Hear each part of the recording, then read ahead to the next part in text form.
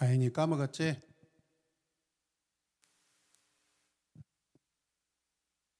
우리 장동규 집사님은 라디오 성우였으면 진짜 멋있었겠어요. 할렐루야. 하나님 말씀 함께 보겠습니다. 빌립보서 2장 14절에서 16절 말씀 같이 읽겠습니다. 다 같이 읽겠습니다. 무슨 일이든지 불평과 시비를 하지 말고 그리하여 여러분은 흠이 없고 순결해져서 구부러지고 뒤틀린 세대 가운데서 하나님의 흠없는 자녀가 되어야 합니다. 그리하면 여러분은 이 세상에서 별과 같이 빛날 것입니다. 생명의 말씀을 굳게 잡으십시오. 그리하면 내가 다름질한 것과 수고한 것이 헛되지 아니하여서 그리스도의 날에 내가 자랑할 수 있을 것입니다. 아멘. 오늘은 케노시스 혁명이라는 제목을 가지고 말씀을 전하도록 하겠습니다. 함께 고백하겠습니다. 케노시스 혁명. 케노시스 혁명. 여러분, 복음은요, 우리 인간을 변화시키는 프로젝트입니다.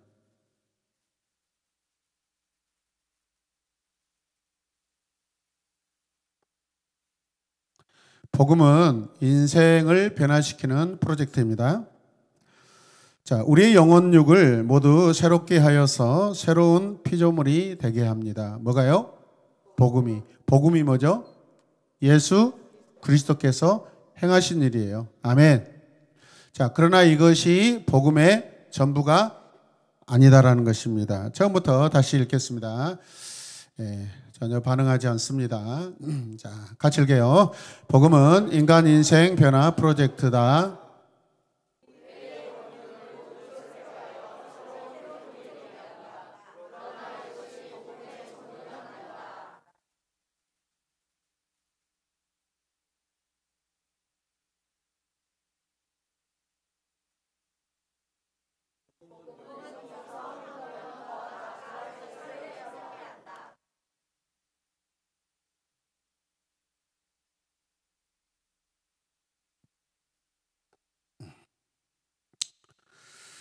첫 번째요.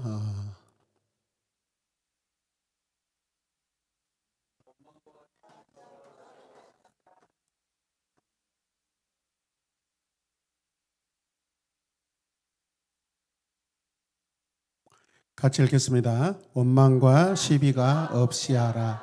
아멘. 우리는 복음으로 인하여서 우리 인생이 변화되고 바뀌려면 뭐 해야 된다고요? 원망과 시비가 없이 하라는 것입니다. 자, 그래서 이번 시간에는 두 번째 실천적인 규범입니다. 빌립보서는요, 바울이 기뻐하라, 감사하라는 큰 주제를 던지고 있는데 여러분, 그냥 감사가 되고 그냥 기뻐할 수 없습니다. 아멘입니까? 첫 번째가 뭐라고요? 원망과 시비가 없이 해야 우리 마음에 기쁨과 감사가 넘쳐요. 아멘. 방송실 감사합니다. 조금만 정신 차려주세요. 14절부터 16절은 한 개인을 변화시키는 인간 변화 프로젝트에서 한 걸음 더 나아가 사회개혁 프로젝트를 이야기하고 있습니다. 아멘. 복음은 하나님이 원하시는 복음, 하나님이 계획하시는 복음, 예수님이 정하신 복음은요, 우리 한 개인이 변화되는 것으로 거기까지 계획하신 게 아니에요, 여러분. 우리를 통하여 사회와 온 나라와 열방까지 온 우주가 변화되도록 우리를 사용하신 변화 프로젝트인 줄로 믿으시길 바랍니다. 자, 그래서 14절은 이렇게 우리에게 말씀합니다. 같이 읽겠습니다. 무슨 일이든지 불평과 시비를 하지 말고 하십시오. 다시 한번. 무슨 일이든지 불평과 시비를 하지 말고 하십시오. 조금만 빨리 넘겨주세요. 다른 사람들과의 관계에서 원망과 시비를 없이 하라는 것입니다. 원망과 불평을 없이 하라는 것입니다. 불평과 시비는 반드시 혼자 하는 것이 아니에요. 누가 있어요? 내 마음속에 상대가 있어요. 상대가. 즉 이웃이 있어요. 이웃이. 아멘입니까? 너무 빨리 가네. 또 말도 안 하는데. 자, 같이 읽겠습니다. 원망에 해당하는 헬라어는 불평을 늘어놓는 수군거림의 뜻이다라는 거다. 원망에 해당하는 게 뭐예요? 수근수근한 거예요, 여러분. 원망과 불평이 묵상이 아니에요, 여러분. 감사가 아니에요. 기쁨이 아닙니다. 누군가 무언가를 향하여서 부정적인 수군거리는 거예요, 여러분. 기억하시길 바랍니다. 또한 시비에 해당하는 이 헬라어는 시비 같이 읽어요. 다툼, 의심스러운 생각, 부정적인 생각이라는 뜻이에요, 여러분. 절대 원망과 시비는 우리 인생에, 우리 영혼에, 우리의 삶에 결코 좋은 게 아니에요. 할렐루야! 크게 아멘 하시길 바랍니다. 크게 아멘 안 하며 제가 목소리를 키우겠습니다. 제가 잔잔히 하면 여러분들이 아멘 하면 좋잖아요, 여러분. 네. 집중하시길 바랍니다. 하나님께서 오셔서 나의 백성들아 그러면 이렇게 하실랍니까? 꿀이 떨어져야죠. 꿀이 떨어져야죠. 예수님이 이 자리에 와 계신다고 생각해 보시오. 여러분, 예수님 오셔도 지금 반응이 똑같을 것 같아요. 그러면 안 됩니다, 여러분. 예수님이 오셨다 하면은 꿀이 떨어져야 돼요. 눈에서 꿀이 떨어져야 돼요. 아멘. 지금 제자들이 그렇게 안 했기 때문에 제자들이 지금 헛발질을 하고 있는 거 아닙니까?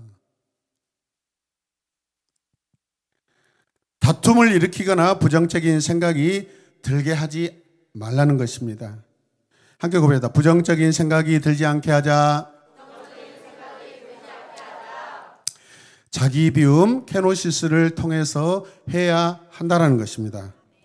그 다음에 예수님의 자기 부인과 겸손이 있을 때 나는 다른 사람과의 관계에서 원망과 시비를 피할 수 있다는 것입니다. 아멘. 예수님의 성품이 뭡니까? 온유와 겸손입니다. 온유와 겸손. 이거는 1차적으로 우리 개인에 해당되지만은 2차적으로는 상대가 있는 것입니다. 겸손을 누구에게 합니까? 누구 앞에 온유해야 됩니까? 방송실 왜 자꾸 그래요?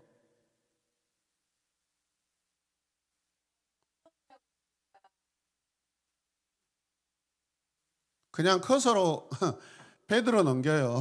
커서가 보이니까 우리 예배에 방해돼요.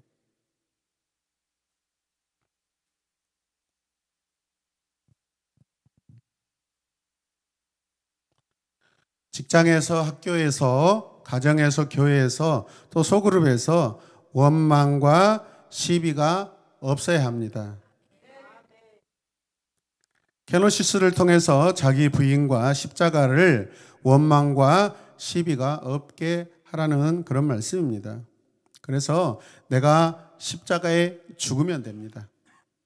내가 희생하고 손해보면 됩니다. 그래서 같은 희생과 손해라도 그래 내가 크리스찬이니까 내가 참는다라는 그런 태도는 안 됩니다. 우리 예전에 이런 식으로 했었죠. 희생과 함께 겸손의 태도가 있어야 돼요. 그냥 내가 크리스찬이니까 내가 믿는 사람이니까 그냥 참는다 하면 된다 안 된다? 안 돼. 그거 한두 번인데 그런 일들이 계속 내 인생 평생에 반복될 건데 그때는 못 참아요, 여러분. 그래서 그냥 막무가내 참아야 된다. 이거는 목적이 없는 아무 의미 없는 겸손의 태도라는 거죠. 희생해야 돼요. 희생해야 돼요. 아멘입니까? 사람을 진짜 짜증나게 하는 것도 태도예요, 여러분. 십자가를 지면서 생색내지 말고 손해보고 희생하면서 티 내지 말아야 합니다. 아멘입니까? 두 번째는 우리는 흠없는 자녀로 살아야 합니다.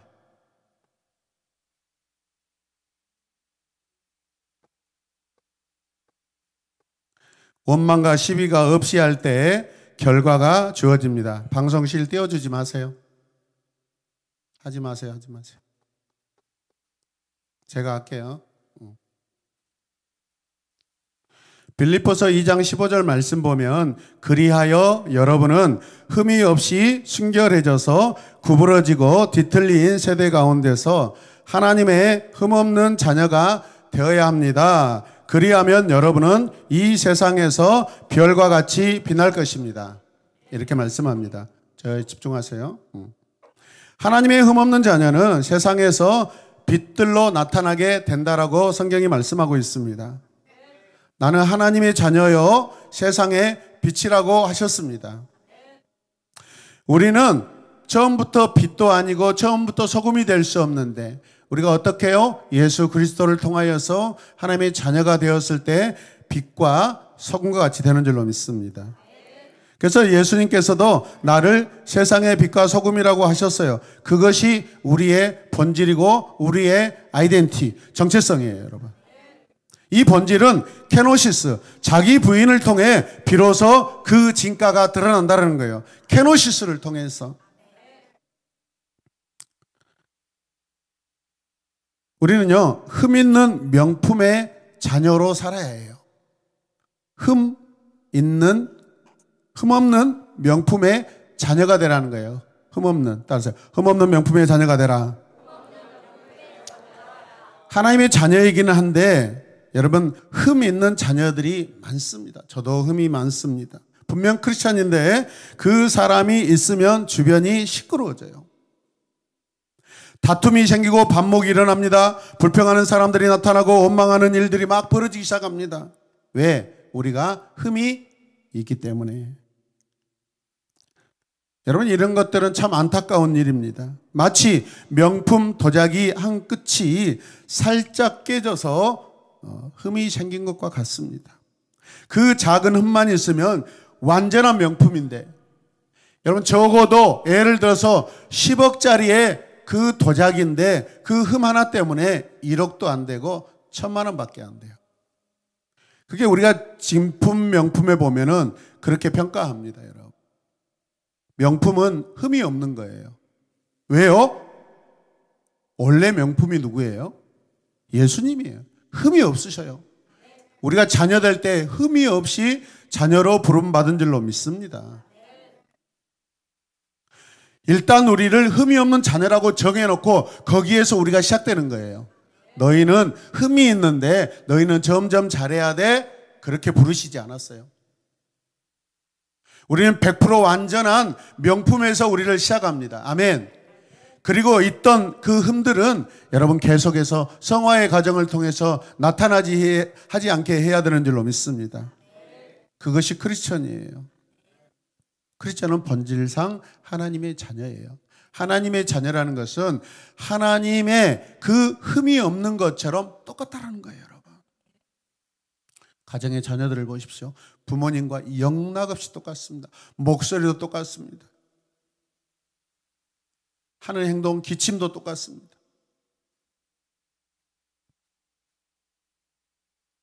가끔 친구 집에 전화하면은요, 아유, 아재, 막 그러면 돼요. 깜짝 놀라요. 형, 저 누구예요?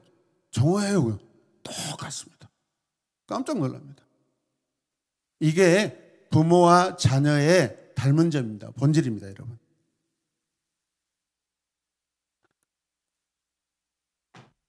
설이야, 너는 엄마를 닮았어요? 안 닮았어요? 아무 생각이 없어요. 예, 같이 오늘 저녁부터 같이 살면 안 됩니다. 이런 자녀는. 자녀가 아니에요, 이것은. 소희 어디 있어? 소희 없어요? 예. 소희 아빠하고 닮았어요? 안 닮았어요? 닮았어요? 예, 같이 살아도 돼요. 설이 엄마하고 닮았어요? 안 닮았어요?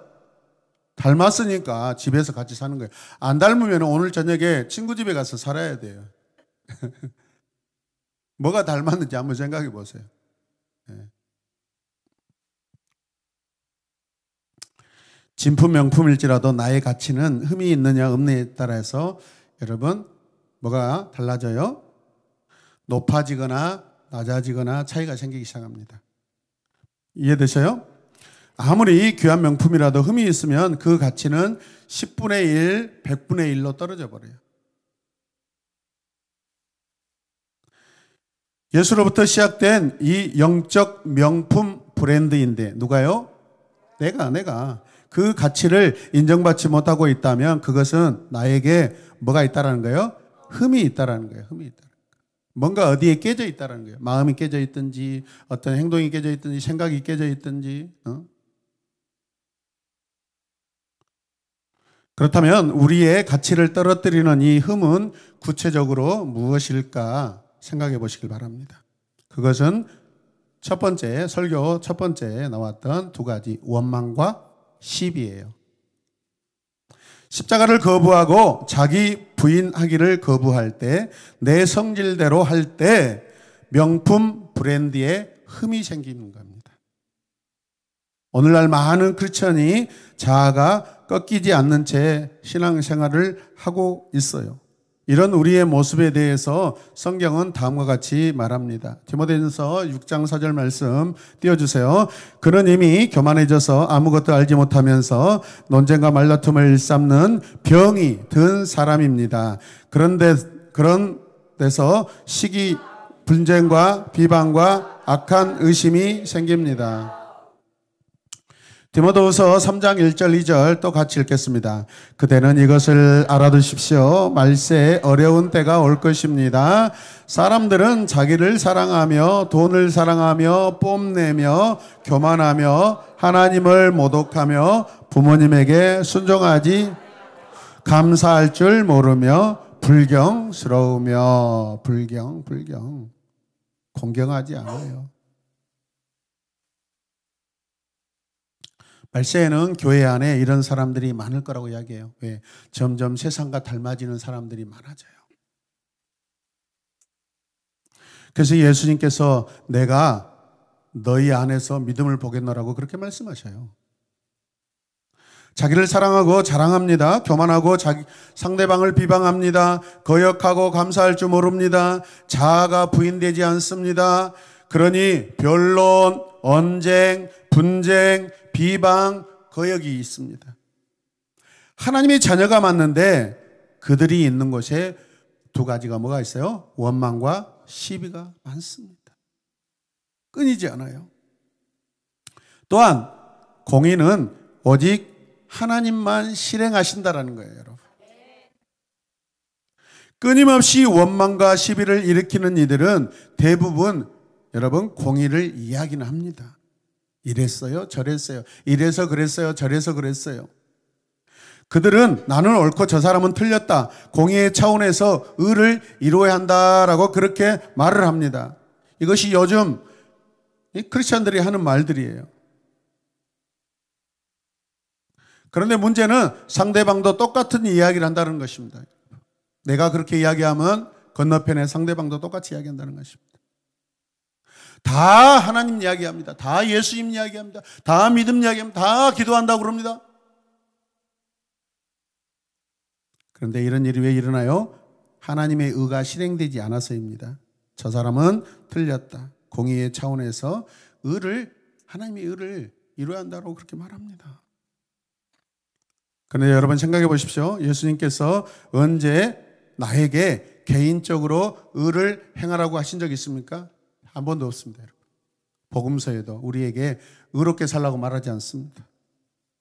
성경은 이렇게 이야기합니다. 야고보서 4장 11절 보면 형제자매 여러분 서로 헐뜯지 마십시오. 자기 형제자매를 헐뜯거나 심판하는 사람은 율법을 헐고 율법을 심판하는 것입니다. 그대가 율법을 심판하면 그대는 율법을 행하는 사람이 아니라 율법을 심판하는 사람입니다. 이 말씀은 교회 공동체에 주신 말씀입니다. 우리는 하나님의 자녀로 부름받았을 때 하나님은 삼위일체 하나님인데 거기에 우리를 거기에 넣어주셨어요. 사위일체가 되는 거예요. 이단적인 말 아닙니다. 하나님의 거룩한 삼위일체, 거룩하신 삼위일체로 존재하시는 그 거룩 안에 저와 여러분을 하나님의 그 거룩한 공동체로 여러분 넣어주셨어요. 야고보서 4장 12절 말씀 보면 율법을 만드신 분과 심판하시는 분은 한 분이십니다. 그는 구원하실 수도 있고 멸망시킬 수도 있습니다. 도대체 그대가 누구기에 이웃을 심판합니까? 그러니까 여러분 내가 어떤 상대방을 심판할 권리는 있다 없다? 없다. 오직 누구만 하셔요? 하나님만 하셔요. 이게 공의예요. 성경은 너는 누구이기에 이웃을 판단하느냐 심판하느냐라고 지금 말씀했습니다. 판단하시는 분은 한 분 오직 하나님이십니다. 개인적 차원의 옳고 그름은 내가 판단하고 결정하는 것이 아니라는 것입니다. 예수님께서도 그렇게 하셨어요. 불의한 이들에게 저항하지 않으시고 겸손히 십자가에 올라가십니다. 공의를 집행하는 판단은요, 하나님께 속한 일입니다. 공의를 직접 집행하려 하지 말고 그것은 교만입니다. 그렇게 하지 마시길 바랍니다. 우리 크리스천들 사이에 원망과 시비가 많은 것도 이 교만으로 인하여서 일어나는 것입니다. 교만이 뭐예요, 여러분? 내가 드러나는 거예요. 겸손은 내가 사라지는 거예요. 기억하십시오. 개인적 차원의 공의는 하나님만이 집행하셔요. 그러니까 이제 저와 여러분들 오늘 이 시간 이후부터는 여러분 이웃을 판단하지 않고 상대방을 판단하지 않고 다 잠잠하도록 함께 노력하시길 주님의 이름으로 축복합니다. 성경은 남의 잘못 이전에 자기 잘못을 살피라고 말씀하셨어요. 아멘입니까? 네. 늘 이게 어렵죠, 사실은 우리는. 갈라디아서 6장 4절 말씀 보면 각 사람은 자기 일을 살펴보십시오. 그러면 자기에게는 자랑할 거리가 있더라도 남에게까지 자랑할 것은 없을 것입니다. 아멘. 차라리 자랑하고 싶으면 하나님께 자랑하세요. 그러나 자랑할 때 그냥 내가 나의 공로로 자랑한 것이 아니라 하나님이 이렇게 하셔서 제가 이렇게 됐어요. 하나님이 나를 이렇게 인도하셔서 하나님이 나를 잘 키워주셔서 제가 하나님 앞에 이런 삶을, 감사한 삶을, 기쁨의 삶을 살고 있습니다라고 이렇게 자랑하시라는 것입니다. 아멘이죠? 우리 각자의 잘못에만 우리는 집중하지 않으셨으면 좋겠어요. 저 사람의 잘못은 하나님이 알아서 하셔. 시작. 저 사람의 잘못은 하나님이 알아서 하신다. 자, 그래서 공동체나 사회적 차원의 이 불의에 대해서는 다른 접근이 필요할 수 있어요, 여러분. 지금 우리가 아무리 떠들고 여기서 광화문에서 저기 뭐 국회 앞에서 어떤 소망을 가지고 기대하는 어떤 걸 가지고 막 시위하고 외치고 있지만은 거기서 뭐 기도한다고 하지만은 다 부질없어요. 판단은 누가 해요? 헌법재판소가 해요, 여러분. 그럼 우리는 어떻게 해요? 하나님이 원하시고 하나님이 바라시는 대로 헌법재판소를 통해서 공의가 선포되게 해 주십시오. 설령 그 결론이 나하고 맞지 않더라도 나는 승복하게 해주세요. 아멘. 그러나 하나님 이 나라를 불쌍히 여겨 주십시오라고 그렇게 우리가 기도하셔야 돼요. 아멘이죠? 그냥 무조건 안 된다, 때려 죽이자, 그렇게 해서는 안 돼요, 여러분.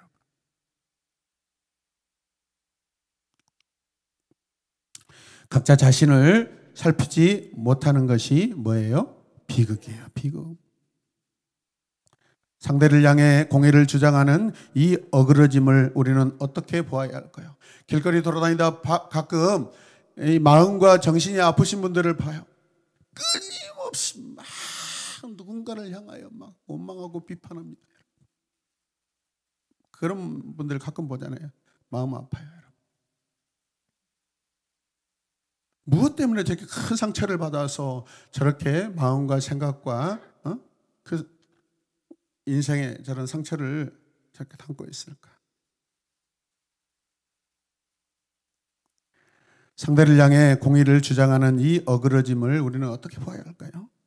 말이 좋아서 공의지 사실 서로 손가락질하고 비방하고 싸우는 것입니다. 이것이 흠 있는 크리스찬의 현실의 본 모습이고 자아가 부인되지 않는 오늘날의 크리스찬의 슬픈 현실입니다, 여러분. 그게 세 번째, 함께 읽겠습니다. 어그러지고 거스르는 세대 가운데 빛들로 나타나라. 한번 읽겠습니다. 어그러지고 거스르는 세대 가운데 빛들로 나타나라. 예. 성경은 하나님을 떠난 세상의 본질에 대해서 뭐라고 하냐면 어그러지고 거스른다라고 이야기합니다. 어그러진다는 게 뭐예요? 구겨져 있다라는 거예요. 심상이, 삶이 구겨져 있어요. 하나님을 떠난 인간들은 다 구겨져 있어요, 여러분. 깡통을 보십시오, 여러분. 그 안에 온전한 그 제품 상품이 들어있으면 둥그렇게 반듯합니다, 여러분. 대리점에서 여러분 그 물건 저 위에서 받았는데 새 거라 할지라도 깡통이 조금 들어가 있으면 판매하지 않습니다. 반품합니다. 거역은요, 하나님을 여러분 인정하지 않는 거예요. 그게 거역이에요, 여러분. 자, 빌립보서 2장 15절을 함께 읽겠습니다.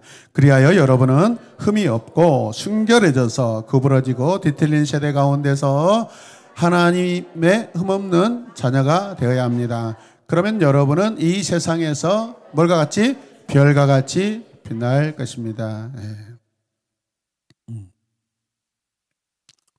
별과 같은 그대가 되시길 바랍니다. 따라하십시오. 당신은 별에서 온 그대네요 하십시오. 네. 별에서 온 그대가 요즘에 좀 힘듭니다. 네. 가슴 아프게. 어그러지고 거스르는 세상 가운데서 우리는 흠없는 하나님의 자녀로 살아갈 때 비로소 그들 안에서 빛과 같이 여러분 나타나게 된다는 것입니다. 자, 그래서 여러분 세상은 교회를 통해서 다름을 보기 원한다. 시작. 세상은 교회를 통해 다름을 보기 원한다. 교회에다 나를 넣어서 하겠습니다. 세상은 나를 통해 다름을 보기 원한다. 아멘. 왜 믿음과 불신이 달라요? 왜 세상과 여러분 믿음이 달라요? 다름이 있기 때문에 그렇습니다. 같은 인생이지만은 하나님의 자녀가 되는 순간 달라요. 아멘입니까? 세상 나라와 하나님의 나라는 전혀 다릅니다. 공의가 있어요. 공의가. 공의는 하나님의 성품입니다. 하나님의 형상입니다. 공의는. 세상에는 하나님의 형상과 여러분 하나님의 성품이 반영되지 않아요. 나타나지 않아요.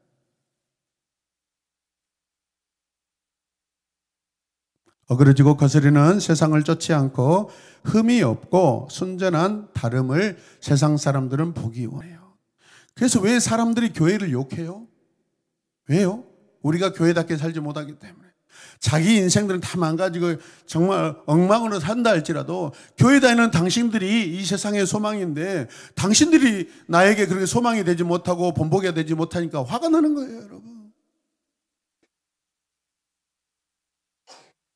그게 이 세상 사람들이 우리를 바라보는 얄미움입니다. 자기들은 그렇게 살지 못한다 할지라도 교회에 대하여, 성도에 대하여, 교인에 대해서 기대하고 있습니다. 아멘이죠. 여러분, 어그러지다라는 것은 휘어지다라는 뜻이고요. 굽다라는 굽어지다, 고집이 세다, 그 다음에 까다로운, 까탈스러운 그런 의미를 가지고 있어요.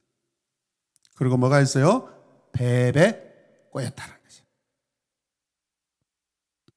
또 이 거스르는요 원어로 디아스트레포라고 합니다. 다 시작. 디아스트레포, 스트레포. 어렵죠? 왜곡하다. 왜곡하다.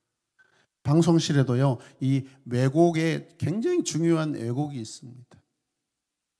이것을 주파수를 왜곡을 시켜야 돼요. 그래야 소리가 막 천지로 발산되지 않고요. 적당한 선에서 더 이상 올라가지 않고 멈춥니다. 그것을 왜곡시키는 그 기능이 방송실에 있어요. 소리를. 그런데 원래는 어떻게 해야 돼요? 쭉 끝까지 일직선이 돼야 돼요. 여러분. 억지로 그렇게 조절해버리는 것입니다.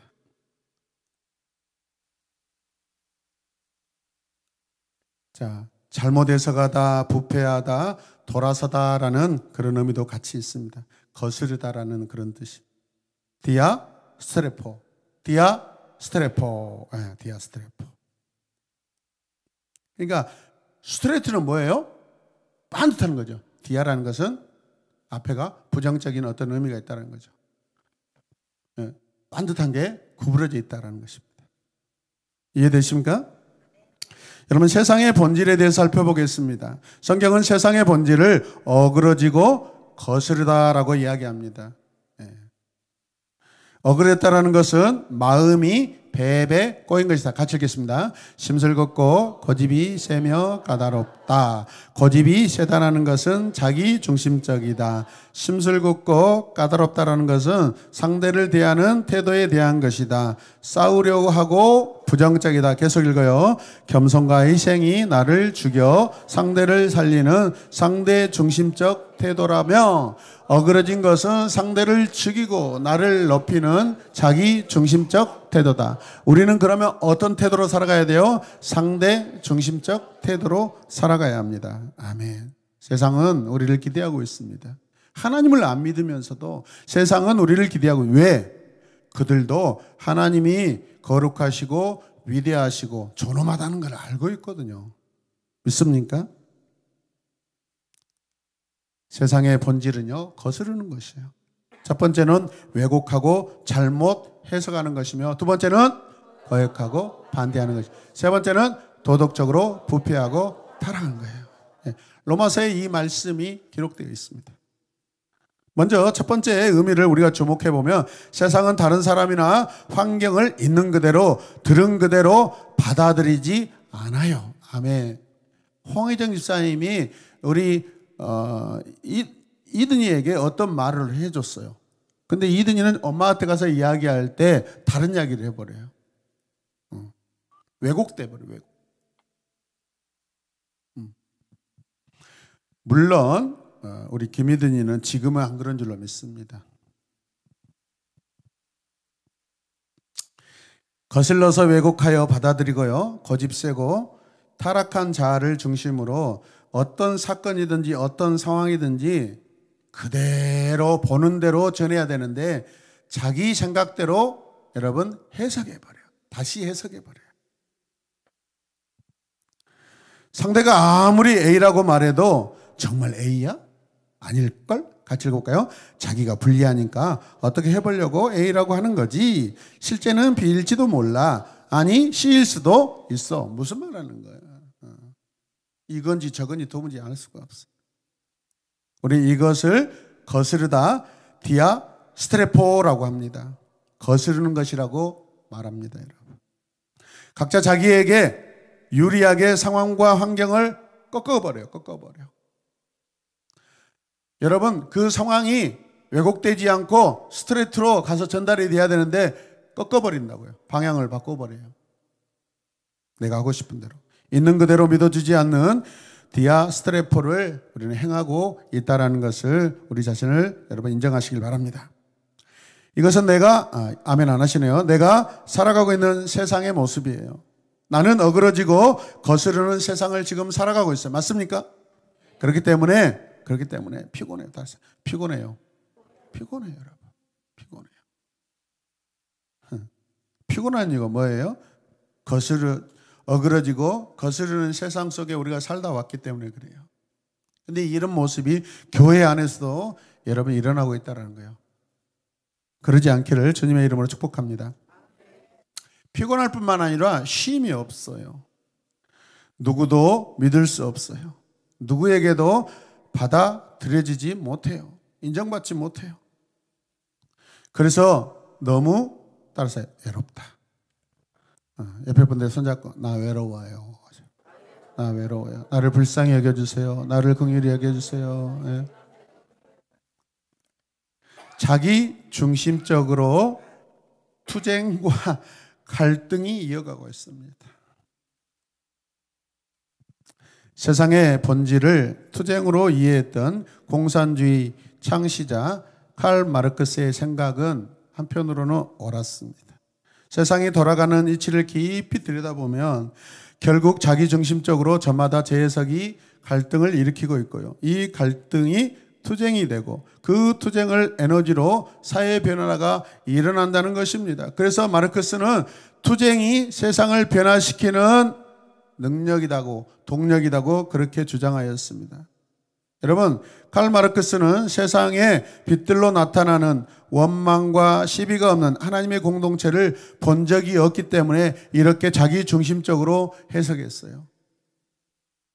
가만히 교회를 보니까 자기들만 의롭고 자기들이 무슨 세상에서 막 거룩한 채 하는 것 같이 보여요. 분리되어서 살려고 그래요. 그래서 아니다. 저건 너무 이기적이다. 우리는 공동체로 평등하게 살아야 하겠다고 그렇게 여러분 마음 먹고 만든 게 공산주의예요. 평등, 공평. 얼마나 좋습니까? 교회의 부패와 타락이 가져온 비극입니다. 세상을 변화시키는 긍정적인 힘을 본 적도 없던 이 마르크스가 보았던 것은 죄와 타락이 가져온 부정적인 힘뿐이었어요, 여러분. 그런데 저와 여러분들은 비록 이 세상이 거스르고 어그러져 있지만은 우리는 그것을 절대적으로 그렇게 생각하지 않아요. 이 세상에게 우리는 하나님의 소망을 둡니다. 저렇게 힘들고 저렇게 하나님을 모르고 눈물을 흘리고 살고 있지만은 우리 하나님이 만나주시면 저 인생도 나처럼 변하게 될 것이라고 소망을 둡니다. 그게 신앙이에요, 여러분. 아멘이죠. 공산주의는 그게 없어요. 피의 혁명에 의한 이 사회의 변화, 결국은 피와 죽음에 기초한 폭력적 변화를 그들이 실행했습니다. 지난 100년 공산혁명을 통해 그들이 국가를 이루는 모습을 보면 우리는 알 수 있어요. 여러분, 이 땅에 180여 개국의 나라가 있지만은 공산주의를 지향하는 나라들과 민주주의를 지향하는 나라들의 차이는 어마어마합니다. 비교할 수가 없습니다. 몇 개국이 남아있지 않습니다. 공산주의가 그렇게 좋다며 이 세상에 모든 나라의 절반 이상은 적어도 돼야 되지 않겠어요? 제가 쉬어보면 10개 나라도 안 돼요, 여러분. 쿠바, 북한, 러시아, 중국, 또 어디가 있을까요? 저기 동남아시아에 몇 개의 국가들이 여기 좀 속해 있어요. 어디죠? 베트남, 라오스. 대부분 폐쇄적인 문화를 가지고 있고요. 오히려 평등과 공평을 여러분 내세우고 외치고 지향했지만은 공산주의 국가 안에 훨씬 더 여러분 사람 차별이 심하고 여러분 그 물질 자본 차이가 더 심합니다. 지도자들이 훨씬 더 부패합니다. 믿으시면 아멘. 하나님의 나라는 완전합니다. 우리가 부족해서 부족한 모습이 있을 뿐이지 하나님의 나라의 시스템은 완전한 줄로 믿습니다. 할렐루야.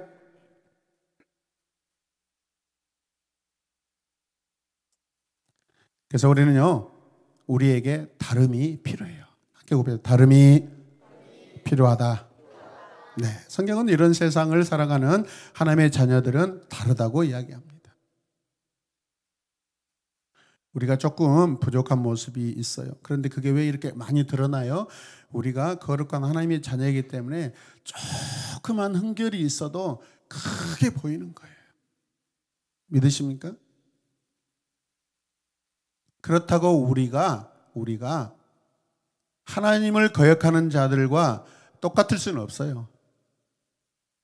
하나님의 자녀들은 세상과는 전혀 다른 문화, 어그러지고 거스르는 문화가 아니라 원망과 시비가 없는 문화 속에서 우리는 살아가야 되는 줄로 믿습니다.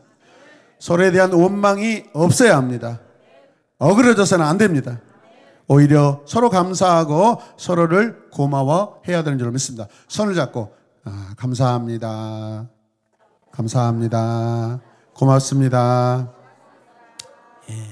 시비 걸지 않겠습니다. 다투지 않겠습니다. 하나님이 주신 평화를 이루어가겠습니다. 아멘, 아멘. 저기는 폭력적인 저 그룹을 보십시오. 서로 감사하겠습니다. 감사하겠습니다.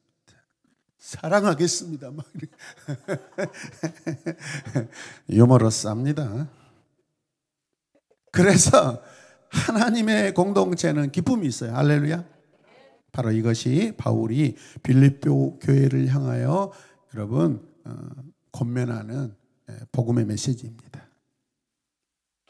여러분들, 제가 지금 감옥에 갇혀 있어서 여러분들 실망하고 걱정하고 포기하려고 그러죠. 걱정하지 마십시오. 괜찮습니다. 저는 어떤 곳에 있든지 저는 복음을 전합니다. 아멘. 그래서 결국은요, 어떻게 해요? 밤중에 바울과 실라가 찬송하니까 옥토가 흔들리고 옥문이 열려서, 아멘. 다른 방에 있던 죄수들 다 나가버립니다. 간수장이 어떻게 해요? 이 일에 큰 책임을 가지고 이건 내가 분명히 큰 책임을 지겠다 생각하고 자살해버리려고 하잖아요. 그러지 마십시오. 자살하려고 하지 마십시오. 여러분 어떻게 해요? 어제 나를 죽도록 두들겨 패고 피나게 두들겨 팼던 그 간수장, 여러분 그 군졸들이 사과하잖아요. 자기 집에 데려가서 여러분 핏을 씻겨주고 온 집안이 주 예수 그리스도 이름으로 세례를 받고 주님을 영접하는 주님의 가정이 되는 줄로 믿습니다. 이게 주님께 감사했던 그 비밀의 능력이 나타난 줄로 믿습니다. 자, 그래서 2장 17절에서 18절 읽겠습니다. 나는 기뻐하고 여러분 모두와 함께 기뻐하겠습니다. 여러분도 이와 같이 기뻐하고 나와 함께 기뻐하십시다. 나는 기뻐하고 기뻐하겠습니다. 아멘. 갈등과 투쟁에서 벗어난 평화, 그리고 그 평화가 주는 기쁨이 있습니다.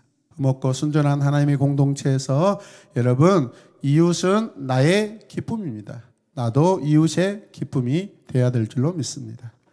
형제는 나를 위해 희생해 준 존재이며 자매는 내가 희생함으로써 축복하고 싶은 존재이다. 아멘. 우리 옆 사람에게 쳐다보면서 고백하십시오. 당신은 내가 축복해 주고 싶은 존재입니다. 시작. 당신은 내가 축복해 주고 싶은 존재입니다. 아멘. 아주 분위기 좋습니다. 네, 좋습니다. 예, 이 다름이 역사하는 공동체에서 여러분, 이웃이 없다면 내가 어떻게 변화돼요? 이웃 때문에 지금 내가 이 자리에 있는 거예요. 이웃 때문에 내 성품이 점점 성화되고 있는 줄로 믿습니다. 그래서 우리는 관계적인 그런 하나님의 형상들입니다, 여러분. 이웃은 나를 축복하는 존재입니다. 아멘. 또 내가 축복하는 존재입니다. 원망과 시비가 사라지고 다름을 만들어내는 핵심이 바로 케노시스라는 것을 기억하시길 바랍니다. 케노시스가 이 모든 것의 열쇠가 됩니다. 세상을 어그러지게 하고 거스르게 하는 원수는 마귀도 아니고 정치도 아니에요, 여러분. 그것은 바로 타락한 나예요. 아멘. 한번 더 읽을까요? 세상은 어그러지고 거스르게 하는 원수는 마귀도 아니고 정치도 아니고 그것은 바로 아멘. 그래서 우리 개혁주의 성도론 교회로는요, 밖에 나가서 막 광장에서 정치하는 것보다 회개하며 내가 하나님 앞에 기도할 때 하나님께서 나를 불쌍히 여기셔서 그 모든 상황을 바꿔주시는 것이 개혁주의 신학의 여러분 바탕입니다. 아멘입니까? 물론 나가서 해야 될 때도 있습니다. 그런데 항상 나가서 하는 것은 여러분 우리의 삶이 오히려 어그러질 수가 있습니다. 우리는 기도해야 됩니다. 하나님을 신뢰하는 믿음이 항상 우리한테 있길 원합니다. 아멘이죠. 자, 그래서 자아가 꺾이는 이 신앙 앞에 원망과 시비가 사라지고 평화와 기쁨이 역사하기 시작하는 줄로 믿습니다. 자, 함께 읽겠습니다. 케노시스는 이웃과의 관계를 변화시키는 능력이다. 아멘. 그래서 신앙학자들이 그러잖아요. 십자가가 이렇게 크로스잖아요. 크로스. 세로 크로스는 뭐죠? 나와 하나님, 세상과 하나님. 근데 여러분, 사이드 크로스는 뭐죠? 이웃과 이웃이 하나 되는 게. 십자가는 여러분 하나님과 하나 되게 하고 나의 이웃과 하나 되게 하는 것입니다. 믿으십니까? 네. 자, 빌립보서에서 바울이 이야기하는 이 기쁨은 개인적인 기쁨이 아니라 먼저 교회 공동체를 향한 기쁨이에요. 자, 바울이 그래서 나와 함께 기뻐하라고 했고 너희 무리와 함께 기뻐하겠다라고 하고 너희 서로 기뻐하여라라고 그렇게 말하고 있습니다. 자, 빌립보서 1장부터 바울은 계속해서 너희가 기쁨의 이유이자 대상이라고 이야기합니다. 내가 기쁨의 대상입니다. 내 스스로가 먼저 기뻐해야 됩니다. 아멘. 기뻐하십시오. 기뻐하십시오. 물론 권면할 수는 있죠. 먼저 내가 기쁨이 충만하면 이 기쁨이 흘러갈 줄로 믿습니다. 네 번째, 케노시스 혁명이라는 것이 있는데 자아 부인과 겸손과 십자가는 케노시스로 이어지는 새 창조, 관계의 변화, 사회의 변화로, 사회의 변혁으로 나타난다는 것입니다. 이것을 우리는 디바인 커뮤니티라고 합니다. 디바인 커뮤니티. 예.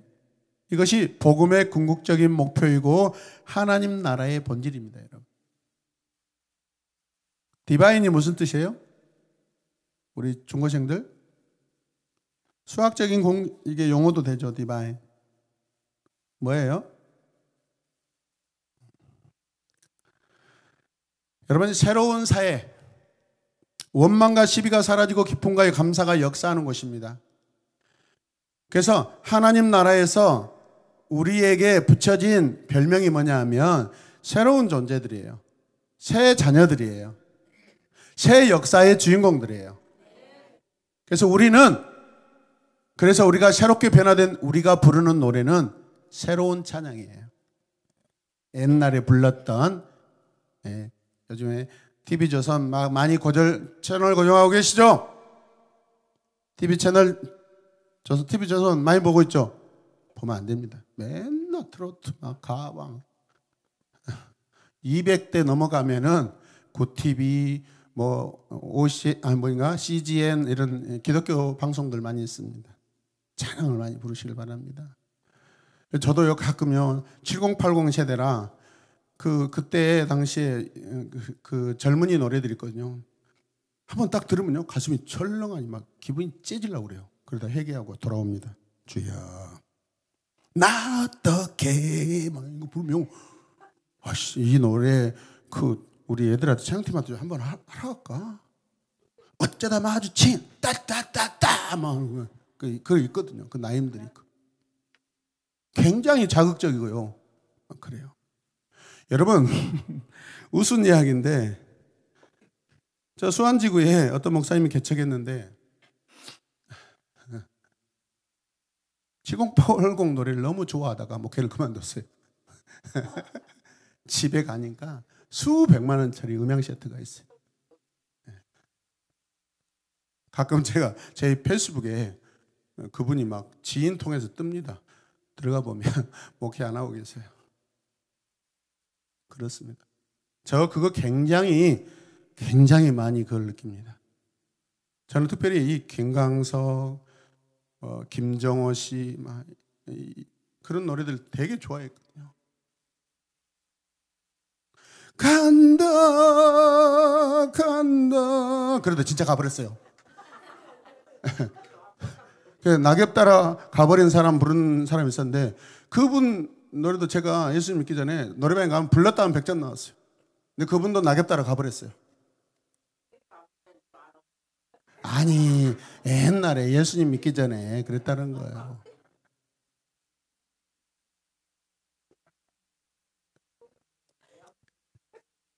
그래서 억지로 일부러 습관적으로 찬양하고 흥얼거리고 그래야 돼요. 아멘. 아멘입니까? 자기 변화가 끊임없이 일어나야 돼요. 오늘도 예배 드리고 가서 집에 가서 또 딱 또 틀어놓고 보실 분들이 있으실 겁니다. 그게 나쁘다는 것이 아니라 더 좋은 것을 우리가 선택하며 누리고 살자는 것입니다. 자, 문제의 본질을 정치와 행문가들이 사회 이론을 통해 기쁨이 역사하는 낙원을 여러분 꿈꾸었지만 다 실패했어요. 보편적으로 대표적인 게 공산주의입니다. 자, 문제의 본질을 타락한 인간의 본성이 아닌 사회 시스템으로 이해했기 때문에 그렇습니다. 아멘.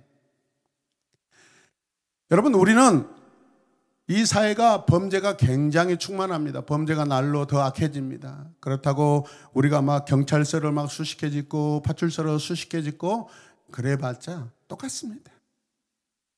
한 사람 한 사람이 예수 그리스도의 사람으로 변화돼서 하나님 나라의 일원으로 살아갈 때 여러분 범죄가 줄어든 줄로 믿습니다. 이게 하나님 나라의 원리입니다. 변화의 진짜 열쇠는 사회 시스템의 변화 이전에 인간 존재에 변화해야 돼요. 우리에게 필요한 것은 새로운 제도 이전에 새로운 인간입니다, 여러분. 공산주의자들, 사회주의 사람들은 다 사회적인 제도를 개선하려고 그랬어요. 근데 기독교 국가들을 보십시오. 대부분 부한 나라로 살고 있고 굉장히 나름대로 복지국가를 대부분 형성하고 살고 있습니다. 거기는 기독교 문화가 여러분 중심을 이루고 있기 때문에 이런 변화가 생긴 줄로 믿으시길 바랍니다. 우리에게 필요한 것은 사회적 제도가 아니라 새로운 인간이에요. 아멘. 자기를 낮추고 죽기까지 복종하는 케노시스의 예수 그리스도의 마음으로 바꾸는 십자가의 혁명이 내 삶에 계속해서 필요하다는 것을 기억하시길 바랍니다. 자, 우리에게 필요한 것은 사회혁명이 아니라 인간혁명이라는 것입니다. 아멘. 자아를 부인하는 이 케노시스의 혁명을 통해 인간의 마음이 새로워질 때 이것을 우리는 거듭남이라고 합니다. born again. 비로소 원망과 시비가 없는 사회, 함께 기뻐하는 하나님 나라가 세워질 수 있는 줄로 믿습니다. 교회는 하나님이 세우시는 새로운 사회, 인간혁명으로 세워지는 새로운 공동체, 새로운 사회입니다. 교회가 이 비밀을 깨닫고 나서 나는 교회라는 말만 들어도 심장이 벌렁벌렁 뛰어야 돼요. 아멘. 아멘. 하나님이 우리에게 주신 그 고귀한 존재입니다. 그 존재 증명이 여러분 되면서 사시는 저와 여러분 되시길 바랍니다. 그래서 교회야말로 하나님의 비밀이고 하나님의 소망이며 생명의 혁명이라는 것입니다. 같이 읽겠습니다. 교회는 어그러지고 거스르는 세상에서 빛으로 나타나는 하나님의 영광이다. 따라서 나는 하나님의 영광입니다. 우리 교회는 하나님의 영광입니다. 우리 가정은 하나님의 영광입니다. 아멘. 우리 부모님은 교회의 영광이 하나님의 영광입니다. 내 자녀는 하나님의 영광입니다. 집사님은 하나님의 영광입니다. 팀장님은 하나님의 영광입니다. 권사님은 하나님의 영광입니다. 장로님은 하나님의 영광입니다. 아멘. 저는 안 하겠습니다. 여러분들이 알아서 하시든지. 뭐라고요? 여러분이 하나님의 영광입니다. 모든 일에 오만과 시비가 없이 하는 것은 정말 혁명입니다. 혁명. 아멘. 혁명.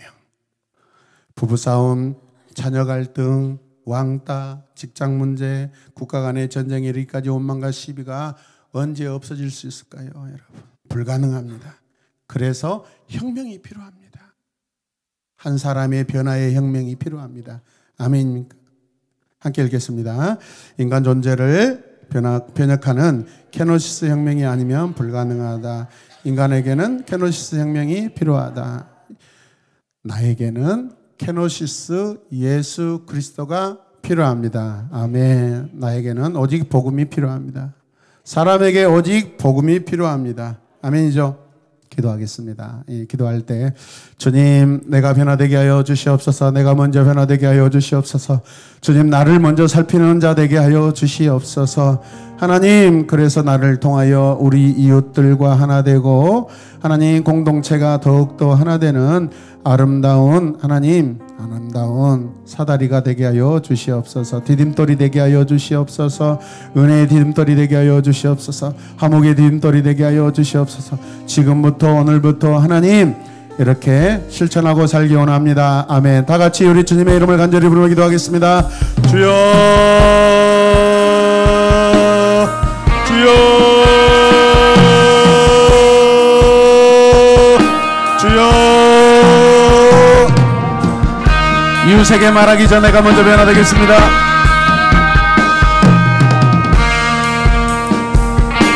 상대방을 생각하기 전에 나를 먼저 살피게 하여 주시옵소서. 주님,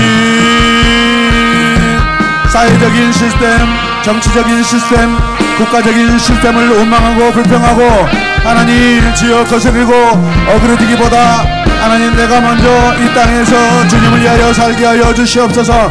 나는 하나님의 영광입니다. 우리는 하나님의 영광입니다. 우리 교회는 하나님의 영광입니다. 이 나라 이 민족이 그리스도 앞으로 점점 더 가까이 나오게 하여 주시옵소서. 주여,